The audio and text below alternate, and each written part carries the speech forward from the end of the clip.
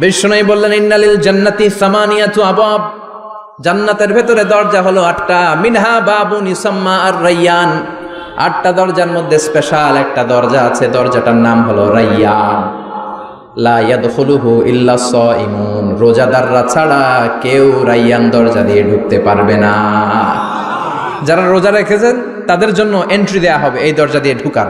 আবার বিষ্ণু বললেন মান দাখালাহু লাম ইয়াজমা আবাদা, একবার রাইয়ান দরজা দিয়ে ঢুকার সুযোগ যে পেয়ে যাবে চিরকালের জন্য তার গলার তৃষ্ণা মিটে যাবে। রোজা রাখলে গলায় তৃষ্ণা হয় না? এই যে আল্লাহর খুশির জন্য এই তৃষ্ণাকে সহ্য করে আপনি রোজা রেখেছেন, এর ফলাফল হিসেবে রাইয়ান দরজা দিয়ে ঢুকা মাত্রে আপনার গলার তৃষ্ণা শেষ।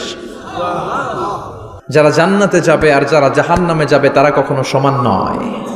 যারা জান্নাতে যাবে তারাই হচ্ছে সফল কাম। সুবহানাল্লাহ পড়ে। এখন সিদ্ধান্ত আপনার নিতে হবে, আপনি কই যাবেন।